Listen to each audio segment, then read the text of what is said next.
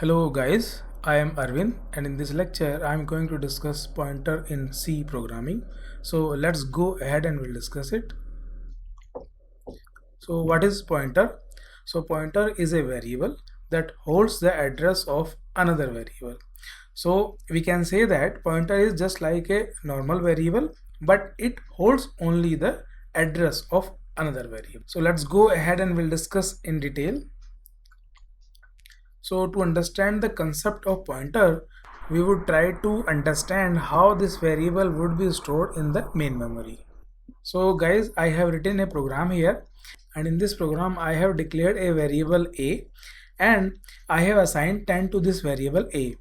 So this statement is a variable declaration and this statement is a variable definition because we are assigning 10 to this variable a. Now I am trying to show you how this variable would be stored in memory. So when we declare or define this variable a, we got following information about this variable. So this is the variable name a and this is the value of this variable, and we are assuming that this variable a would be stored at this specific address, and that is 100. So in this program we are printing the value of a, that would be 10, and if we want to print the address of a, then we will use a format specifier, that is %u. So this statement will print the address of a and that will be 100. So I hope it is clear to you. And now moving on to next topic, and that is syntax to declare pointer. So we can declare pointer by using this syntax. So first of all we will use data type, then asterisk, and then pointer name, and after that we will put semicolon. So I have taken few examples for you. So this is integer pointer and this is float pointer. Now we will discuss few operators. So let's go ahead.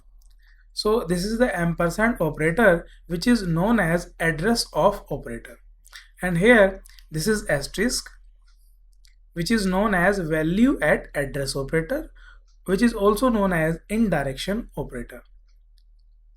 So let's go ahead and I will show you the working of pointers in C programming.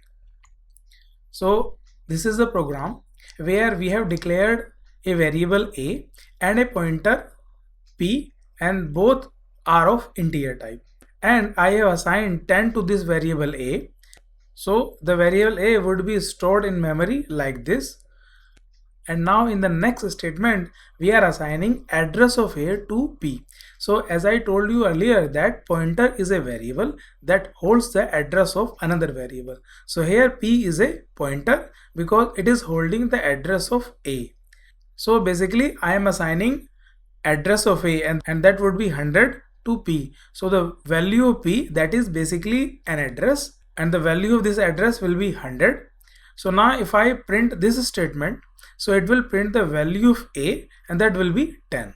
And now if we want to print the address of a, so we will use format specifier and that will be %u. So it will print 100, and in the next statement I am again printing the address of a because the address of a is equal to p, so it would also print 100. And now if we want to print the address of p, that would be 200 because we are printing address of p, so it would give you 200. So in the next statement I am printing the value of a. So here I am using asterisk p. So basically it is value at address operator, and as we know that the value of p is basically 100, that is an address, so it means value at address 100. So the value at address 100 will be 10, so it will print 10. And in the next statement it is also printing the value of a because ampersand a and p both are same, so it is basically printing value at address 100, that is 10. So I hope it is clear to you. So guys, now I will run this program in the Turbo C++. So let's go and run this. So guys, now I am running this program, so let's run it. So now you can check the output of this program.